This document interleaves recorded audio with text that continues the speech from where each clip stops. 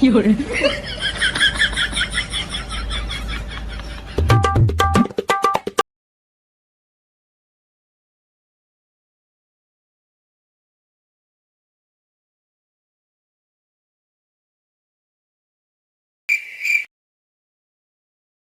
Guys, welcome back to my channel Mithimon 21। তোমরা সবাই কেমন আছো? আশা করি সবাই অনেক অনেক ভালো আছো। তো আজ আমি বাড়িতে রবিবার কিছু কাজ ছিল, সেটা করব আর সেটা তোমাদের সাথে শেয়ার করব। কিছু কাজ বলতে, যা গরম পড়ছে, ফ্যানের হাওয়া ডাইরেক্ট বিছানায় লাগছে না, তো তার জন্য ঠিক করেছি যে বিছানাটা মানে খাটটাকে ঘোরাবো, তো ঘরের গেট আপটাও একটু চেঞ্জ করব। তো চলো ওটা আজকে তোমাদের সাথে শেয়ার করব। আর দেখো এই গরমে কি কি করি, আশা করি তোমাদের ভিডিওটা দেখতে খুব খুব খুব ভালো লাগবে। তো সকালে খাওয়া দাওয়া সেরে লেগে পড়েছিলাম কাজে। আর আমার আজ মেন কাজ ছিল ঘরে আলো প্রবেশ করানো। আলো মানে সূর্যের আলো। তো তার জন্যই আমাকে প্রথমে সরিয়েই নিতে হবে এই শোকেসটা, কারণ এই শোকেসটার পিছনেই ছিল একটা জানলা, যে জানলাটা দিয়ে অনেকটাই আলো আসতে পারে। আর এই জানলাটা ছিল ঘরের বাইরে, আর এটা একটা বারান্দার সাথে অ্যাটাচ আছে। তো যাই হোক, শোকেসটা আমি আস্তে আস্তে সরিয়ে নিচ্ছিলাম। তো তোমাদের সাথে একটা কথা শেয়ার করি, দেখো এই শোকেসটা কিন্তু প্রচণ্ড ভারী, কারণ এই শোকেসটা যে আমলে নেওয়া, সেই আমলে আমাদের গ্রামে তো মোটামুটি কারোর বাড়িতেই শোকেস আসেনি, আমাদের বাড়িতেই প্রথম শোকেস এসেছিলো। আর সবাই কিন্তু তাকিয়ে তাকিয়ে দেখিয়েছিল এটা কী জিনিস। তখন আমি কত, তাও 10-12 থেকে তারও বেশি বছর আগেকার এই শোকেসটা। তো যাই হোক, শোকেসটা সরাতে সরাতে হঠাৎ মনে পড়লো যে শোকেসটা এদিকে সরিয়ে আনলে আমি আর বিছানার কিছুই সরাতে পারবো না।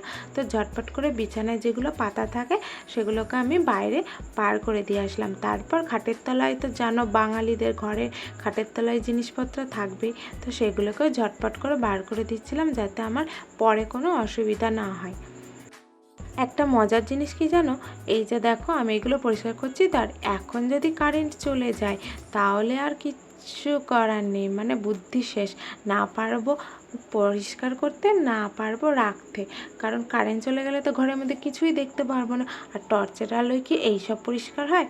তো যাই হোক, দেখো আমি ঝটপট ঝটপট করে খাটের তলায় যা ছিল সব এক এক করে বার করে দিলাম। আর এই খাটের তলায় মূলত আমার বেশি জিনিস থাকে না, তার কারণ হলো গত 1 বছর আগে এই খাটের তলা থেকেই একটা বড় সাপ উঠেছিল, যেটা আমাকে কামড়ালে হয়তো আমি এই ভিডিও করার জায়গাতেই থাকতাম না, মানে এই পৃথিবীতেই থাকতাম না। সেই গল্প তোমাদের একদিন বলবো।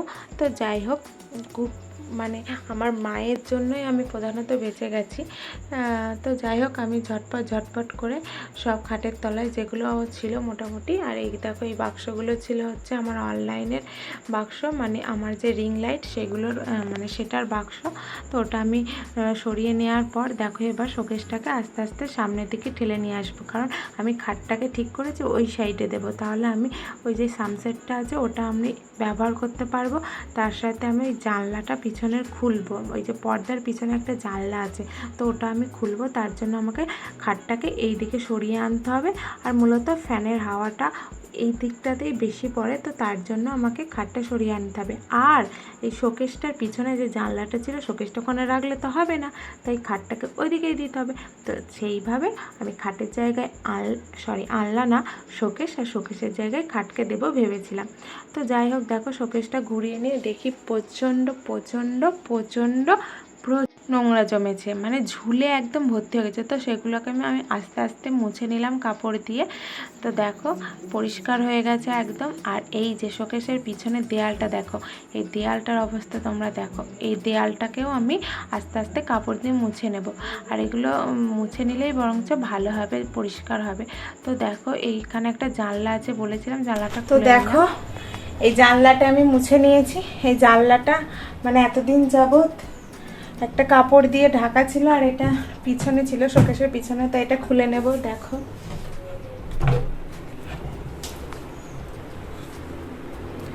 এই যে কত সুন্দর হাওয়া, হাওয়া পাস করার জন্য মেনলি আরও শোকেসটাকে সরানো। তো এখান দিয়েও কিছুটা হাওয়া আসবে। তোমাদের আগের ভিডিওতেই বলেছি যে আমার ঘরে জানলা দরজা খোলা যায় না কিছু কারণে, তো খুলতে হবে, গরমে আর থাকতে পারছি না। তো দেখো কি অবস্থা এখানটা।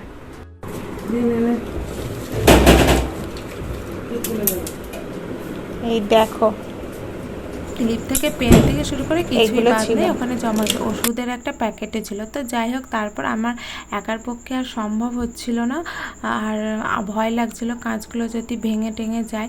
তো তার জন্য মাকে ডেকে নিলাম, তারপর মা একটু হেল্প করলো ঘুরিয়ে দিতে। তারপর আমি একাই পুরোটা দেখো ঠেলে ওইদিকে নিয়ে চলে গেছি। তো তখন মাই ক্যামেরাটা ধরেছিল বিছানার ওপর উঠে। তো দেখো আস্তে আস্তে আমি ভারী শোকেসটাকে কি সুন্দরভাবে ধীরে ধীরে করে নিচ্ছি, তাই না? একদম না, খুব কষ্ট হয়েছিল। লাস্টে আমার অবস্থা কি হয়েছিল তোমরা দেখো।